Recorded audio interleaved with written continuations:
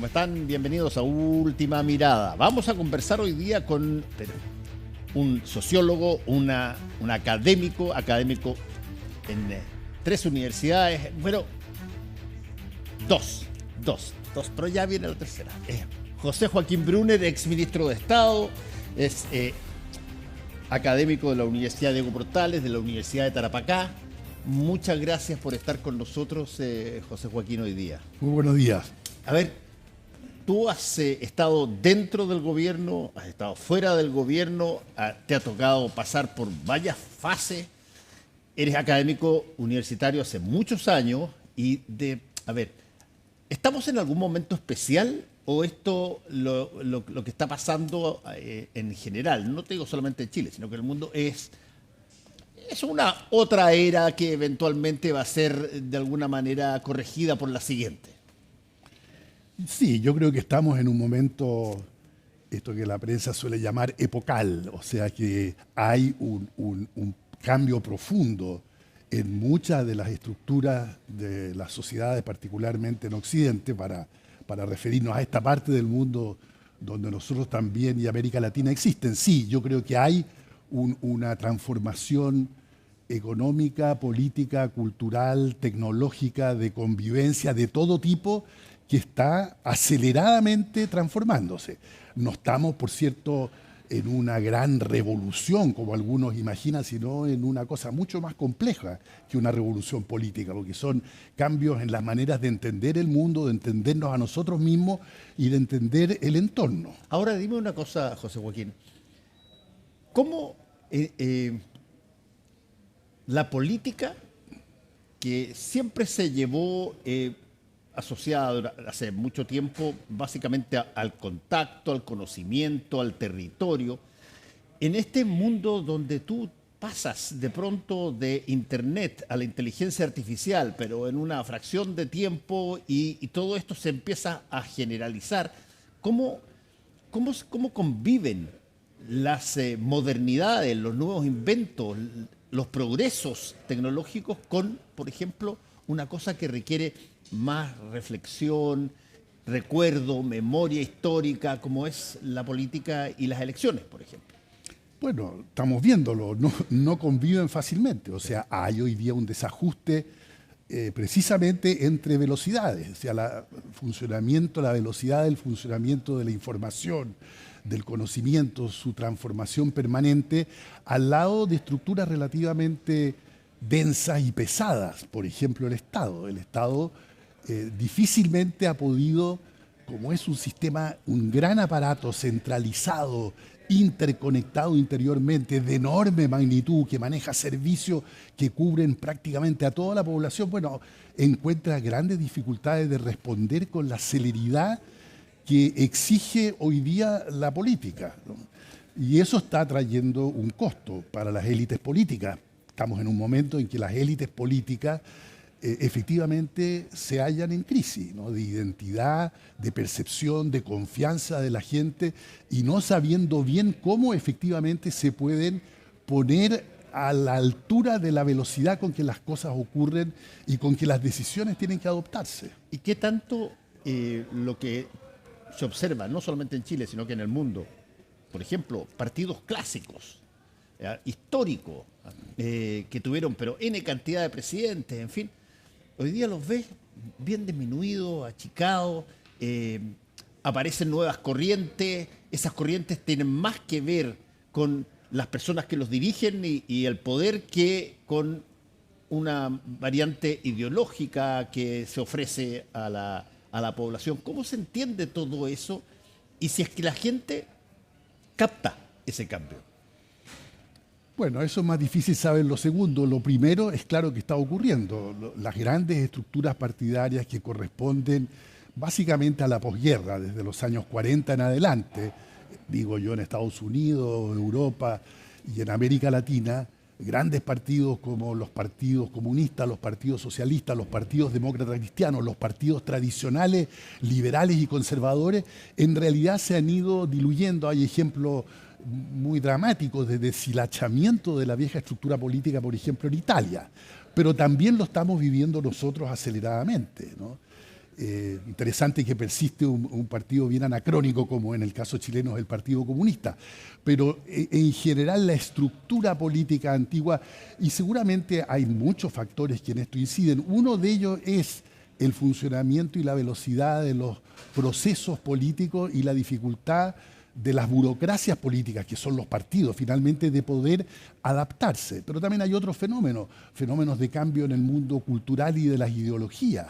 Esto que llamaban los grandes relatos ideológicos, sí, que eran muy fuertes en la juventud nuestra y a lo largo de varias décadas en Europa y en América Latina, bueno, han tendido a desaparecer, y efectivamente hoy día hay una suerte de pulverización ideológica, fragmentación, dicen a veces, pero en realidad es más que eso, es el desaparecimiento de cierto tipo de relato ideológico con grandes proyectos para ser sustituido crecientemente por microrelatos, ¿no? Y que son mucho más coyunturales, responden mucho más a determinados caudillos o jefes políticos o a corrientes, a las modas políticas, a los lenguajes con que hoy día nos referimos a los fenómenos políticos.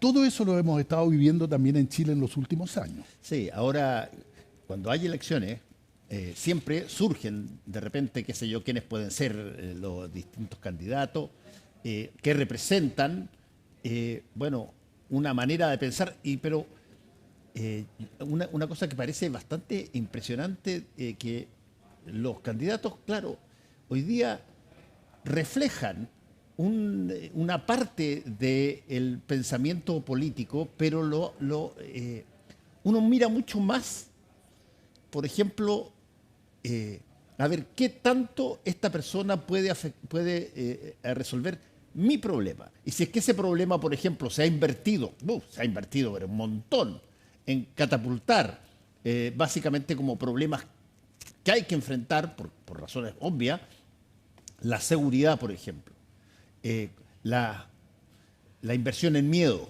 llamémoslo así, que se hace ¿Cómo se ve todo eso en el contexto de lo que está pasando con nuestra cabeza política? Pero se ve como un proceso. Yo creo que este tipo de diagnóstico sobre la sociedad contemporánea como sociedades líquidas, como sociedades aceleradas, como sociedades en permanente transformación, son metáforas para nombrar algo que efectivamente estamos viviendo, que es un permanente cambio de las estructuras, de las tradiciones, de las concepciones, sociedades, dice un sociólogo, sin anclas, ¿no? Las viejas anclas que eran las grandes religiones, las grandes ideologías, los libros, todo aquello que tenía cierto peso, y que nos ataba, ¿no? La familia tradicional, todo eso efectivamente entró en crisis, ¿no? Y está transformándose. No sabemos bien porque estamos en plena tormenta. Y probablemente esto demore más años y somos impacientes. Quisiéramos restituir estabilidades, y las estabilidades que imaginamos son las del siglo XIX y las del siglo XX, y es probable que esas estabilidades ya no puedan existir. Y entonces tenemos que encontrar nuevas formas de convivencia, nuevas formas de hacer política, nuevas formas de organizar la sociedad, nuevas formas de Estado, y eso se dice más fácilmente de lo que se hace, ¿no? Y hay ensayos, de repente son nuevas generaciones. Tuvimos en el país, yo por lo menos, me pareció interesante que una nueva generación viniese a sustituir a la generación anterior, que desde los años 60 hasta el año 2020 venían teniendo incidencia, claro, e influencia en el gobierno del país. ¿Y te parece que hayan no me parece, pero no me parece. Creo que en ese que era el proyecto de fondo, digamos, sí, de esa generación, el intento fracasó. Pero es que van a fracasar muchos intentos y tenemos que seguir buscando esquemas de gobernabilidad, ¿no? Y entonces, hoy día, ¿cuál es la onda? Los esquemas de gobernabilidad autoritaria. Y eso es efectivamente no una cosa chilena, ese es un fenómeno global, y es un fenómeno muy fuerte y crítico en Occidente, porque en Occidente se da dentro de las democracias. Ahora, dime una cosa, José Joaquín, ¿cómo tú podrías categorizar un poco ese fenómeno que tú estás describiendo? Eso es una... A ver, el ser humano renunció a entenderse a través de métodos de cohabitación con una cierta legalidad, una cierta serie de normas y básicamente, qué sé yo, me pongo donde yo sienta que está más fuerte la posición y las palabras y sobre todo las promesas. Bueno, pero eso es algo que forma parte largamente de la historia. La democracia en realidad es un intento relativamente nuevo en términos de gran y largas trayectorias históricas que buscaba precisamente hacer una convivencia de lo plural, de la diversidad, a través básicamente de la palabra, del razonamiento político, de la deliberación, de los acuerdos. Eso efectivamente está hoy día perfectamente tensionado por esta especie de regreso de los fantasmas antidemocráticos y liberales, ¿no? Contrarios a esta idea liberal de que tenemos que vivir básicamente a partir de las libertades. Hoy día la gente no quiere aceptar eso como una solución, entre otras cosas, porque llevado al terreno de la satisfacción de las necesidades y de los derechos, que hoy día tenemos un sentido tan amplio y fuerte en la conciencia contemporánea de nuestros derechos, bueno, la gente reconoce de que efectivamente la política, la clase dirigente y el Estado no están respondiendo, y entonces busca este tipo de soluciones que recurren a lo más primitivo y a lo más antiguo, que es decir, restituyamos jerarquía, restituyamos el orden autoritario, protejámonos lo más posible como sociedad, encerrémonos dentro de nosotros mismos, pongamos fronteras lo más altas posible, dividamos a la sociedad entre los de arriba y los de abajo de una manera bien estructurada, que no haya toda esta idea de mucha revoltura, mucha mezcla, mucha diversidad. Bueno, hay una reacción hoy día de algo que además, hay que decirlo, las izquierdas y el progresismo, del cual yo me siento parte, transformó una cierta idea de la diversidad en un ejercicio woke. Esto que llaman el wokeismo, sí. Efectivamente, esto de querer vivir al extremo la diversidad, la pluralidad de todo, el que todo se va, digamos, el todo vale, ¿no? Y el que la libertad es cada cual hace lo que quiere, efectivamente ha generado una reacción en las sociedades respecto de algo que en realidad quienes principalmente aprovechaban de eso era la gente de mayor educación, con mayores capitales, tanto económico como cultural como social. Ahora, escuchándote ese relato histórico, uno dice, a ver, la elección que llevó a Salvador Allende al poder en el año 70, bueno, fue una elección donde se armó un grupo muy grande que se llamó la Unidad Popular para enfrentar grupos que estaban separados de alguna manera, como era la Democracia Cristiana y el Partido Nacional, etcétera, y terminó ganando en segunda vuelta, ok. Pero tú ves hoy día que en las encuestas José Antonio Kast y Janet Jara son las que tienen las primeras preferencias. Y tú dices, a ver, pero ¿dónde quedó algo de centro acá? ¿Dónde quedó algo tanto de centro derecha como de centro izquierda, digamos? ¿Tú pudiste imaginar que podrían competir en un país como Chile, con una historia democrática, un militante del Partido Republicano, que es de muy derecha, y Janet Jara del Partido Comunista, quedando fuera sí. todo lo que había sido de alguna manera la formación histórica de la política chilena? Bueno, la verdad es que sí, me imaginaba que cualquier cosa era posible, porque estamos en un mundo en que cualquier cosa, porque las sociedades están buscando, ¿no? Y es algo que no estábamos acostumbrados, porque había, sobre todo en el terreno de la política, estas grandes organizaciones con sus grandes relatos ideológicos que ordenaban el cuadro. Pero hoy día, cuando eso se desestructuró, se desconstruyó, como suelen decir algunos, efectivamente estamos desnudos frente a una realidad donde, bueno, por la contingencia histórica pesa mucho más ahora, ¿no? Y surgen grupos, surgen respuestas. Unas respuestas pueden ser muy tradicionalistas, que es una suerte de respuesta en el fondo autoritaria de izquierdas. El Partido Comunista encarna un cierto sentido autoritario del orden. Y hoy día en realidad lo que los comunistas del mundo, no los chilenos, pero los del mundo, miran con gran admiración y con interés de futuro, no de pasado, es la revolución capitalista china, donde hay un partido comunista a cargo de un capitalismo ultra tecnologizado y ultra supervisante de la sociedad. Entonces vuelve otra vez el autoritarismo de izquierdas, pero ahora en etapa tecnológica avanzada, digamos así, un comunismo 2.0. Y por el lado de las fuerzas, digamos, conservadoras, históricamente conservadoras, la respuesta parece ser lo que ofrece una suerte de trumpismo, o sea, el hombre fuerte, la mano dura, justamente el no dialogar, el imponer primero por la fuerza una solución y luego ver qué es lo que pasa, cómo se reordena el naipe, y esa es otra manera de buscar. Ahora, desde el centro razonable, desde la gente que defiende la idea de que con las palabras se construye una realidad compartida, efectivamente no hemos tenido ninguna capacidad de ofrecer algo que compita con estas fuerzas primitivas en realidad, pero de enorme pulsión de poder dentro de la sociedad. Y desde ese punto de vista no es que el centro haya desaparecido, es que desapareció el espacio en que ese centro podía existir. O sea, es mucho más grave que imaginarse que lo que desapareció es el Partido Radical y su nueva versión posterior, que era la democracia cristiana. No, es el espacio donde eso era posible el que hoy día está siendo carcomido, como ocurrió en los años 20, 30 en Europa, cuando hubo una gran ola antidemocrática. Bueno, eso me lleva a hacer la pregunta que la pregunta que da susto.